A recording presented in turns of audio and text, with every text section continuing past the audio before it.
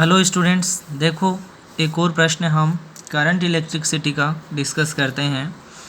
तो गिवन है हमें a conducting wire carries current from 1 ampere given there are 2 into 10 to power 22 free electrons per centimeter cube if area of cross section is 1 mm square calculate drift velocity। Drift velocity हमें चाहिए। तो इसमें जो हमें given data है वो note कर लेते हैं। तो सबसे पहले अपने पास है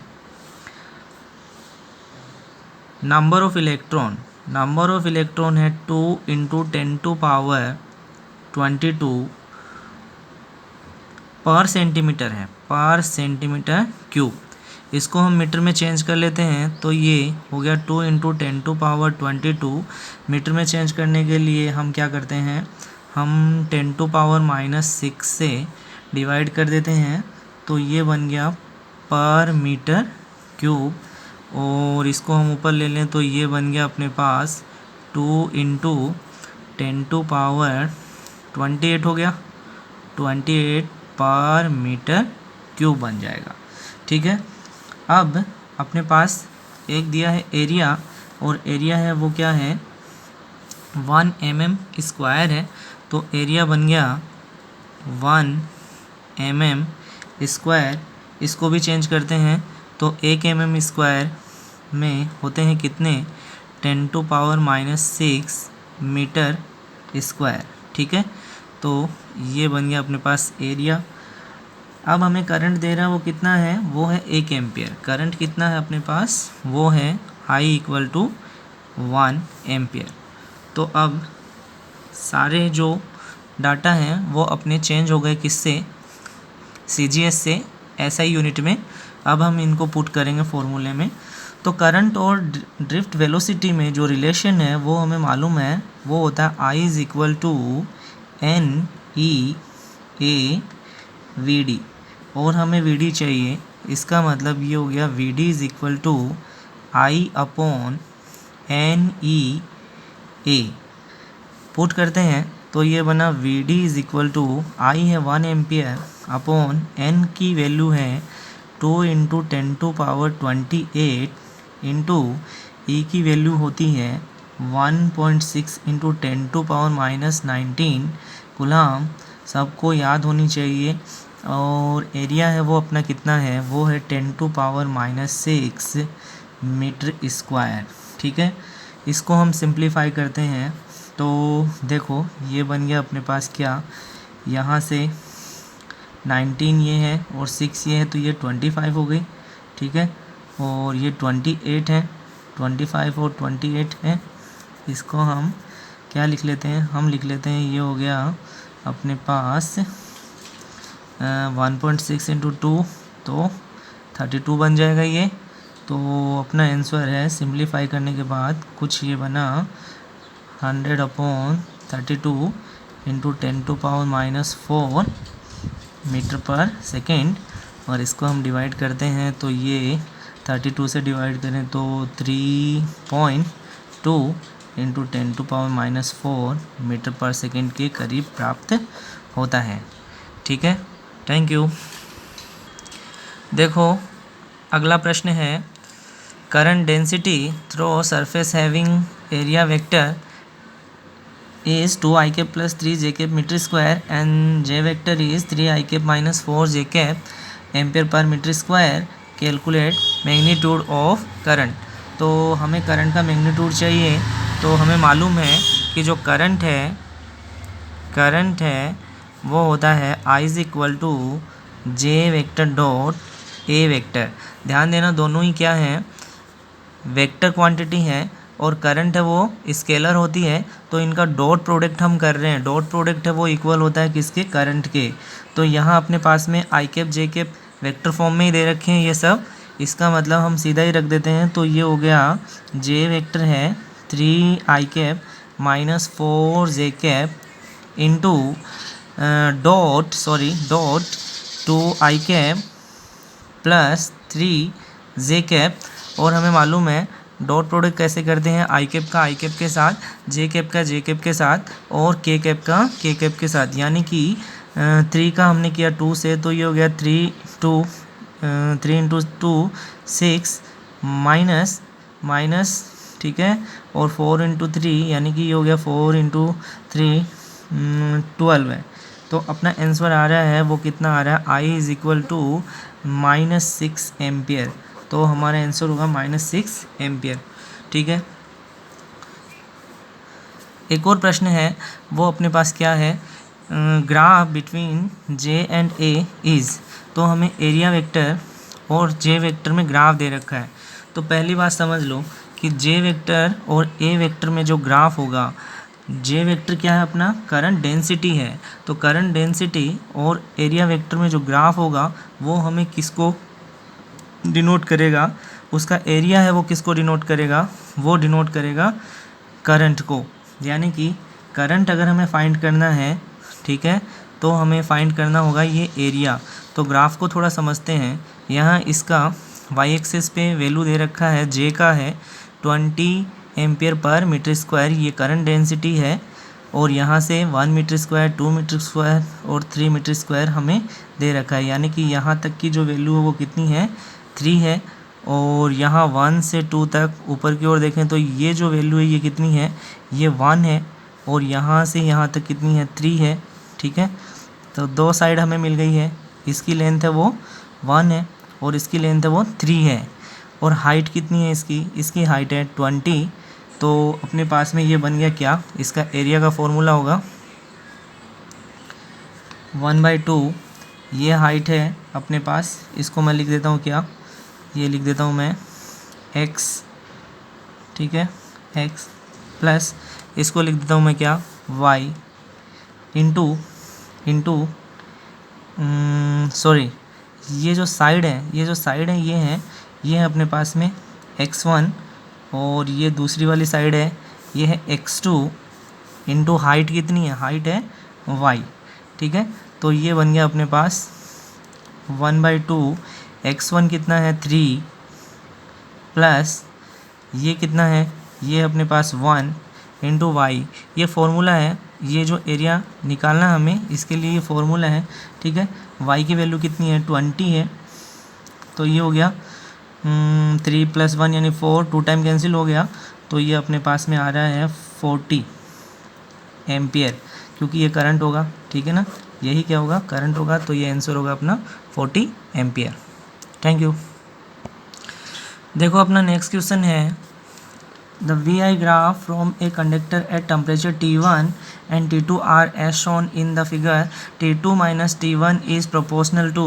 तो हमें ऑप्शन दे रखे हैं cot 2 theta, sin theta, cot theta और tan थीटा। हमें देखना है कि किसके वो प्रोपोर्शनल है टेम्परेचर डिफरेंस। तो देखो इससे पहले कि VI ग्राफ है वो हम देखें तो V में और I में जो ग्राफ अपने पास में दिखा रहा है उसके लिए कुछ चीज़ें हम जान लेते हैं। V में जो V है वो y एक्सिस पे है, I है वो x एक्सिस पे है।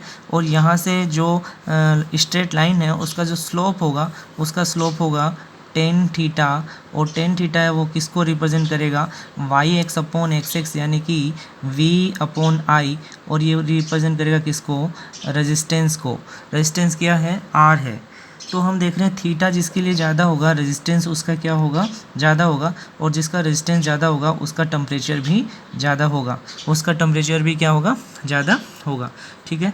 तो हम इसी को फॉलो करते हैं, बहुत अच्छा ट्रिक है, इसी से हमें पता चल जाएगा कि आंसर क्या होगा। तो सबसे पहले मैं लिखता हूँ T1 के लिए, T1 का रेजिस्टेंस मान लिया मैंने क्या है, R1 है। और T2 का रेजिस्टेंस है वो मान लेते हैं क्या है, R2 है। तो R1 is equal to tan theta, ठीक है। और ये इक्वल हो गया किसके, ये इक्वल हो गया, हम मानते हैं कि R1 ज़्यादा है, R1 है वो टेम्परेचर T1 के प्रोपोर्शनल होगा, ठीक है। किसके प्रोपोर्शनल होगा, T1 के प्रोपोर्शनल होगा। इसी तरह से सेकेंड टाइम लिखते हैं तो ये हो गया R2 और R2 इक्वल है tan थीटा। थीटा क्या है यहाँ 90 माइनस थीटा, तो 90 माइनस थीटा। और ये प्रोपोर्शनल है किसके, T2 के, ये T2 के। जैसा हमें क्वेश्चन में दिया है वैसा ही हमने कंडीशन बना ली है। तो ये क्या हो गया, tan 90 माइनस थीटा यानी फर्स्ट कोडेड है, फर्स्ट कोडेड में tan है वो चेंज हो जाएगा किस में, कोट में, किस में चेंज हो जाएगा, कोट में 90 के कारण से चेंज होगा। और इसमें ये बचा cot theta proportional to T2, ठीक है। तो अपने पास में दो इक्वेशन बन गए, एक तो ये रहा और दूसरा रहा है ये, ठीक है। हम इसको सिंप्लीफाई करते हैं तो देखो क्या हुआ, हमें क्या चाहिए, T2 minus T1, T2 minus T1 चाहिए। तो इक्वेशन 2 में से 1 को सब्ट्रैक्ट कर देते हैं हम, तो T2 minus T1 proportional to, तो ये हो गया cot theta minus tan theta, ठीक है। लेकिन ऐसा कोई ऑप्शन नहीं है अपने पास, ऐसा कोई ऑप्शन नहीं है, तो हम इसको सिंप्लीफाई करते हैं। तो देखो थोड़ा आगे बढ़ाते हैं, तो ये हो गया प्रोपोर्शनल टू, ये हो गया cos theta upon sine theta minus sine theta upon cos theta, और ये बन गया अपने पास क्या, T2 minus T1 proportional to, ये हो गया अपने पास sine theta cos theta, sine से डिवाइड करते हैं तो कोस हुआ ऊपर, कोस स्क्वायर थीटा माइनस यहाँ कोस से डिवाइड करते हैं तो ये हो गया साइन स्क्वायर थीटा, और ये होता है क्या, ये होता है T2 minus T1 proportional to cos 2 theta upon sine theta cos theta, ठीक है। हम 2 से ऊपर नीचे मल्टीप्लाई कर देते हैं तो ये हो गया T2 minus T1 proportional to 2 cos 2 theta upon ये हो गया 2 साइन थीटा कोस थीटा, यानी कि 2 कोस स्क्वायर 2 थीटा अपॉन नीचे क्या बन गया, नीचे बन गया अपने पास में, अपने पास नीचे बन गया, ये क्या हो जाएगा, ये हो जाएगा साइन 2 थीटा, साइन 2 थीटा, ठीक है। तो आपको सबको मालूम है ये हो गया कोस अपॉन साइन, यानी कि कोट बन गया। तो फाइनली मैं लिखता हूँ T2 minus T1 is proportional to, 2 को हम हटा देते हैं, 2 की कोई वैल्यू नहीं है, ठीक है, क्योंकि वो तो कोस्टेंट में चला जाएगा, प्रोपोर्शनल में चला जाएगा। तो ये बन गया क्या, कोट 2 थीटा, ठीक है। तो ये आंसर अपना इसमें से कौन सा होगा, आंसर होगा अपना ऑप्शन नंबर फर्स्ट ही होगा, ठीक है, कोट 2 थीटा। और अगर बाय द वे बच्चों हमसे पूछा जाता कि T1 माइनस T2 का डिफरेंस किसके प्रोपोर्शनल होगा, तो भी आंसर यही आता, ठीक है। तो ये सीधा सीधा याद रखने वाला प्रश्न है कंपटीशन एग्ज़ाम के लिए। देखो नेक्स्ट क्वेश्चन करते हैं, वो अपने पास the resistance of a wire at 20 degree centigrade is 20 ohm and 500 degree centigrade is 60 ohm, at which temperature resistance will be 25 ohm, ठीक है। तो 25 ओम है वो कहाँ होगा, ऐसा हमसे पूछा है, ठीक है।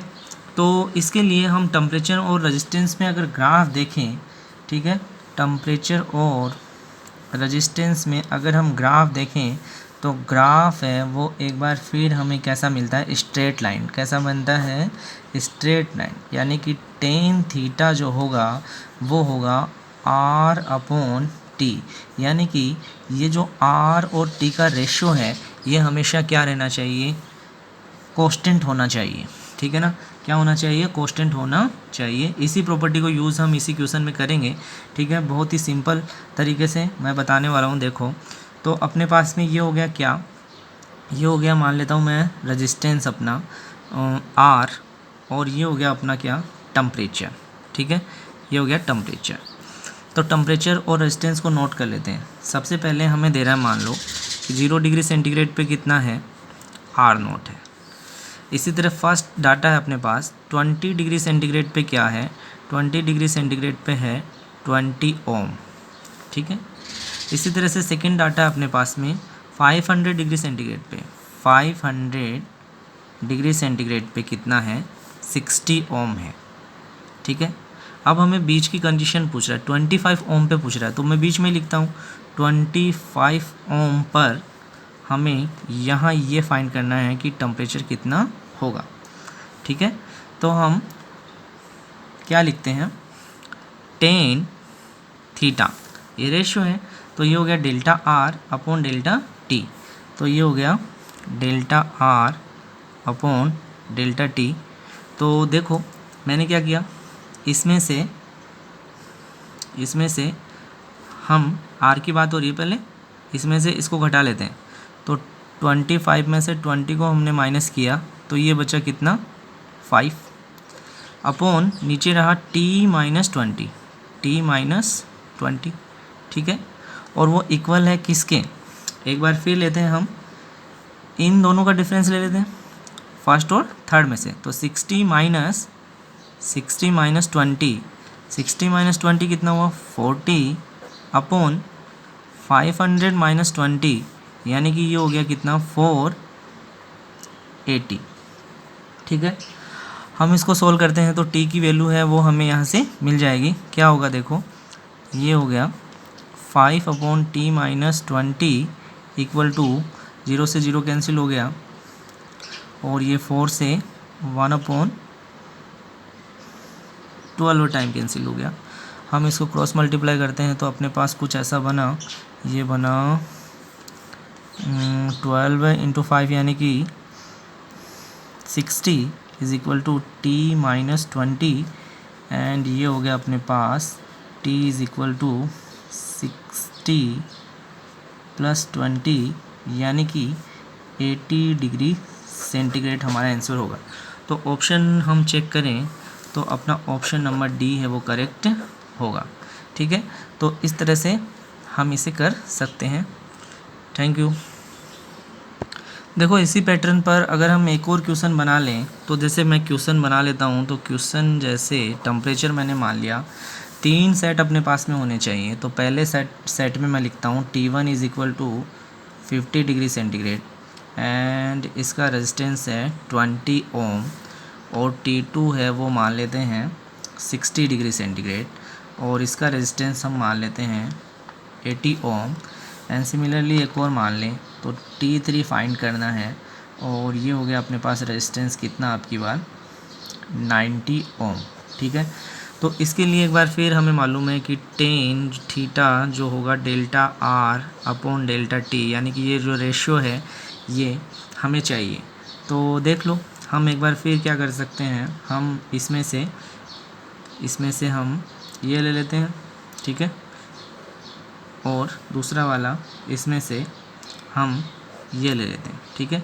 तो ये हो गया 80 माइनस 20 यानी कि 80 minus 20 upon 60 minus 50 is equal to, इसमें से इसको निकाल देते हैं तो ये हो गया अपने पास 90 माइनस 80 अपॉन ये हो गया T3 माइनस 60, ठीक है। इसको हम सोल्व करते हैं तो ये अपने पास में बना 60 upon 10 is equal to 10 upon T3 minus 60, तो ये कैंसिल हो गया, और ये अपने पास में बना, मैं लिखता हूँ इसको, तो ये हो गया 3 and 5, तो 3T माइनस 180 इक्वल टू 5, ठीक है। और ये हो गया 3T इज़ इक्वल टू 185, तो हम इसको डिवाइड कर देते हैं तो T हो गया 185 डिवाइडेड बाई 3 डिग्री सेंटीग्रेड। इसको हम थोड़ा सॉल्व करते हैं तो ये हो गया 3 डिवाइडेड बाई 18 यानी कि 6, और ये 5 ले लिया तो हो गया 1 पॉइंट, और ये कितनी बार चला गया, ये गया लगभग, तो ये अपने पास में बन रहा है 61.6 डिग्री सेंटीग्रेड, यही अपना आंसर होगा, ठीक है। तो इस तरह से कितना भी तगड़ा प्रश्न हो, अगर अपने पास में इस तरह से रेशियो हम बना लेंगे सिंपली और सॉल्व कर लेंगे तो हम कर सकते हैं, ठीक है। Okay, thank you.